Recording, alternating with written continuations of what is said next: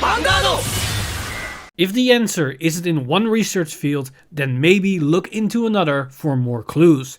This age-old saying is what Isabel took to heart while looking for new knowledge about her powers to unlock the secret of the lottery principles practiced by her and her colleagues. And luck has it, the moment she researched ancient magic, which has the same origin as the drag shift arts practiced by Shadow Paladin, she discovered a new power to tap further into the potential of the lottery principles. Sage Saint Mentor of Black Lacquer, Isabelle, has just found a breakthrough in her studies and is ready to test her new findings on the battlefield. This new power allows Isabelle to truly manipulate fate itself and gain full control over the lottery mechanic.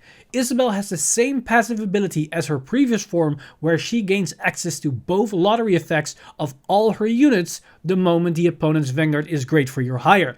But her unplay skill has changed, as now whenever she enters the field, she can look at the top 3 cards of the deck and rearrange them in whatever order she wants.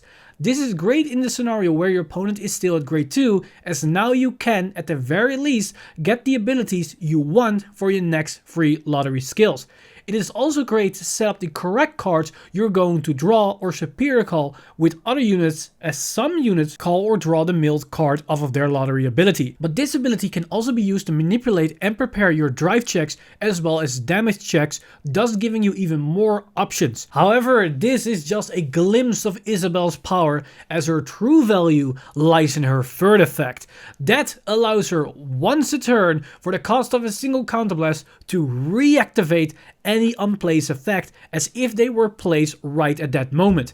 And if your opponent is grade 3 or greater, all of your front row units gain an additional 10k power, making all your attacks hit for pretty sizable numbers. This ability allows her to do all kinds of combos, as it can target her own unplaced effect, thus giving you even more control over your deck, but she can also target other grade 2s and grade 1s with powerful unplaced effects to gain more value over time, and the extra 10k power can be used as a way to set up powerful win conditions. But to truly understand the power of this new Isabelle, we have to look at all the support cards around her, as she truly shines as a great support card to the new engine. Of course, if we're talking about Isabelle, we need to look at the old Isabelle, as this is now a great supporting rearguard, as it not only can be a nice draw engine, it can also be a solid 27k beater or potentially 37k beater. But her cost, being soul, is also really nice, as it's one of the few soul blessing units in the engine, making her a nice target for the new Isabelle skill. Another powerful beater in the new engine is Lap Lap Dollar. This grade 2 is very similar to the old Isabelle. The only difference is that this card calls the unit instead of drawing it, and it costs a counterblast. These two cards are the reason why being able to manipulate the top 3 cards of the deck is so important, as you have some control over what you might call or draw with their skills. And sometimes, when you're lucky, you might call an Isabelle off of a daughter, which gives you access to 2 powerful beaters in the early game. If we keep this 15k power train running, we can look at Binoculars Tiger. This is once again a counterblast card that gives us somewhat the same value as Daughter. It creates 15k power on the board, it gives us a card, only this time the power is given to 3 units, but it can sometimes result in a scenario where there aren't enough units to give power. But on top of that, it can also retire an opponent's rearguard. So depending on the scenario, this can be better than Daughter if your field is already set up correctly. Now in terms of grade 1s, we have a powerful lottery card in the likes of Monoculous Tiger. This can create some nasty guard restricts on our attacks, and with the powerful columns like Daughter and Isabel, and we might have attacks that force our opponent to waste 3 triggers on those attacks. And with most decks playing only 12 non-sentinel triggers, this can be quite the problematic scenario. So far we see a lot of resource costs on every card, be it soul or counterblast. Luckily we have a solution for this, which is Inflated Lemur. In combination with Isabel, we can generate both resources for every copy of Lemur. But on top of that, we can create infinite soul and make Isabel's third skill costless if we keep targeting the lemur, as it can give us soul while also refunding the counterblast, which is insane value as it will also generate 10k power on the front row while we're doing this. Now, I'm aware this is a promo, but we have seen an official English translation of this promo, so it's very likely that this promo will come to English. And to be frank, this is a must-play card for Isabel, as the deck just won't work without it, or at the very least will run out of steam after 1 or 2 turns because of all the resource costs. We have one more card that falls in line as a substitute for Isabel's reactivation effect, as we have Skill Toucan. This Toucan can also reuse those effects, as it just bounces back the card back to hand. This gives us the potential to reuse effects that needs to be placed from hand, like the Great Free Searcher. But it can also work with Daughter, as in the early game when you Superior Call on Isabel, you can bounce it back with Skill Toucan to secure your Great Free Ride target. But arguably its more important interaction is with Inflated Lemur. Where Isabel can generate more soul, Skill Toucan can generate more counterblast, as its soul cost is refunded. This makes Toucan an amazing engine piece that can also be a nice 13k attacker or booster. We've seen quite a lot of resource costs on our abilities. A lot of units either use a soul or counterblast, and depending on the scenario, you're going to gain a lot of value off of a single soul or counterblast. But luckily, your resources should be fine as long as we have access to a Inflated Lemur, as we can reuse him over and over again with either our main Isabel or with Skill Toucan, thus allowing us to get almost infinite value. Now, on the topic of triggers, I am more in favor of crits for this deck, as we run more powerful beaters, so fronts feel less impactful. And besides crits, my advice is to run not more than the standard 4 draw PG draws. This deck is fast and volatile, with all the extra soul charging, drawing and milling. It's very easy to suddenly run out of your deck, so I advise to go for an 8-4-4 split with crits and maybe drop some draws for crits if you think you can get away with it. As for the Axel marker, I once again would say Axel 1 is quite appealing, just because of the fact you don't draw a card, which gives less strain on your overall deck size, and the extra 5k power wouldn't hurt. Now granted, this all depends on how you build your deck and how heavy you rely on your lottery abilities. If you're going to go all in, then yeah, going for Axel 1 might be smarter, but otherwise, Axel 2 is still an excellent choice. The lottery mechanic is known for its insane value, and with Isabel we gain even more. So for the first build, we're going pure value town and look to outvalue our opponent every single game. We can see the basic core of the Isabel deck with both Isabels as well as the different lottery cards and Skill Toucan as a support card.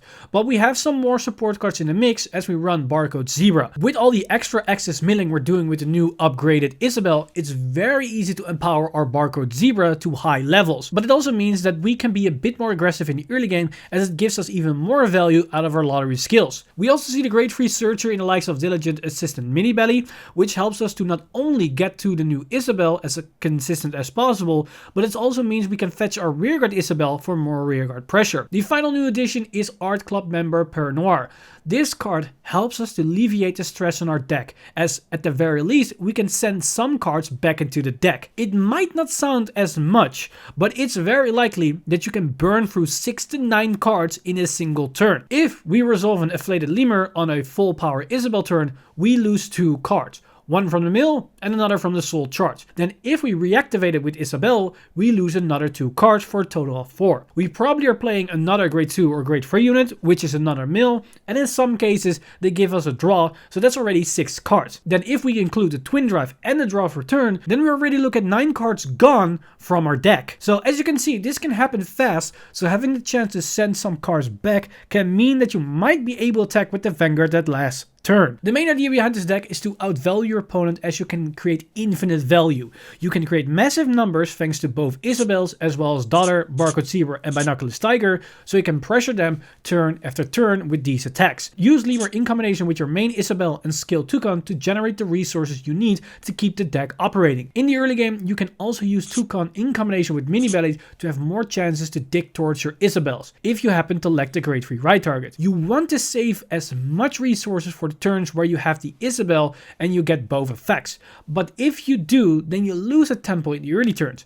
In this deck, you can easily fire off some lottery skills even if you don't get the full value, as for one, you can generate powerful attacks if you have access to Barcode Zebra, thus making those latter turns all the more devastating, and two, you're going to outvalue them anyways, thanks to the fact that you can generate those resources back with Inflated Lemur. So in the long run, being more aggressive might actually be more beneficial. In this deck, we have Monoculous Tiger as a potential win condition, as it paired off with one of our powerful attackers can put our opponent in a scenario where they need 3 non-sentinel triggers, which they might not have as they used them all in the previous turns when we overwhelmed them with those strong attacks. This list mainly focuses on outvaluing the opponent, but let's make a list that uses the Monoculous win condition and takes it as its main focus for the entire engine. So this is quite similar to the previous list in terms of unit selection, but there is quite a shift in the quantities of those units. But the biggest difference is the absence of Binoculous Tiger and the introduction of Scientist of Black Sheen Matilda. She can either be a Battle Door unit or a double crit unit. Ideally, she's both. And when she's both, we can pair her off with a Monoculous Tiger to create a 70k column that can only be blocked with non-sentinel triggers, and they need to waste at least 2 cards on it. Now, in the past, some decks could get around this with either interceptors, but with the extra 10k power of Isabel, we can shut that idea down, as it's really hard to block a 27k attack with only interceptors. This deck operates similar to the previous deck, as it can create massive columns with Isabel's daughters as well as Barcode Zebra, but we don't really try to outvalue the opponent.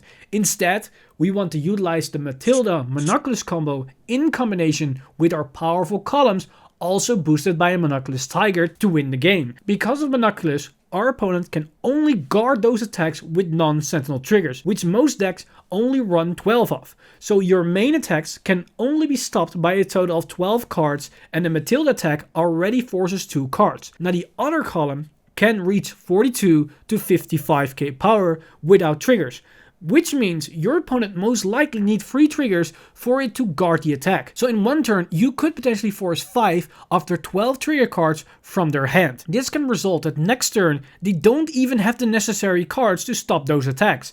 And with Matilda having an inherent crit, and you're running plenty of crits, it's very likely that you will win the game after one successful attack wave.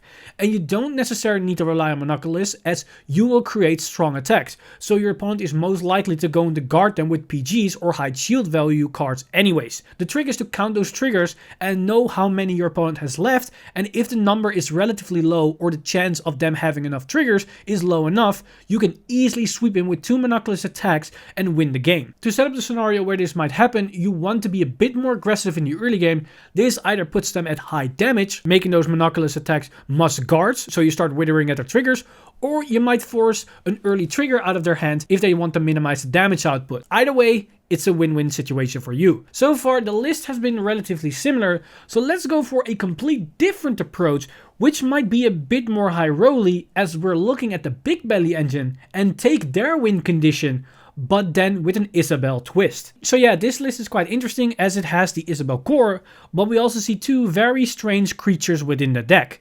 The biggest one that stands out are the 2 copies of Culture Gorilla. This card is our new win condition that uses the Big Belly power play, but now we synergize this with the powerful rearguards that we can create in Isabel, as we have units reaching far over 34k that will now swing twice. And to top it all off, we get a complete board wipe while we do this. The other new addition is a card that complements Culture Gorilla, as we have History Scientist Bushback. This card can empower any unit with an extra 10k power. That plus the 10k from Isabel will turn any unit, even triggers, into the 25k we need for the Culture Gorilla to restand, and because the unit restands as long as we don't give the power to its booster, we get 2 shots out of its power buff. So as you might guess, this deck is built to use Culture Gorilla, and you might think the Soul Blast 5 cost is quite pricey, but it's quite manageable as we get free soul by writing, and if we can rewrite, which we can if we went first, then we would have 4 soul. Now, the rest of the soul can be generated by our best friend Inflated Lemur, and with only 1 copy, we can create 2 soul, as we can target it with Isabel to gain the the second shot.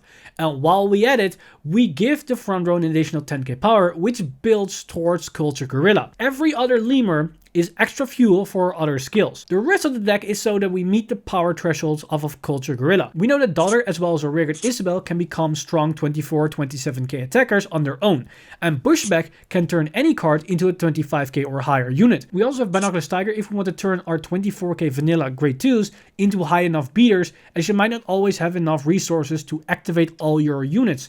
And finally, we have Barcode Zebra, which with 1 mil on an axial circle or 2 mils on a non-axial circle is high enough that it restands with Culture Gorilla. Now this all sounds like a lot of resources, but keep in mind we're using an Afflated Lemur twice in one turn. So even if we only have one Counterblast, we actually have access to 3 Counterblasts that turn. So we can use an Isabel, a Daughter, and potentially another Daughter or Binoculars Tiger. So this gives us room to be aggressive in the earlier turns, and that is what we want to do, as we want to put our opponent at least 3 damage once we go into this turn, as we ideally have 2 axial circles, so we swing with 9 attacks, which most of them range in the 25 to 35k realm. The only resource that you need to track is of course your soul. Our only unit that uses soul is our rearguard Isabel. If we manage to rewrite on grade 3, we can activate 1 rearguard Isabel, as we have 1 extra soul after we activate Afflated Lemur twice. Every other copy of Lemur we use in the early game or during the big turn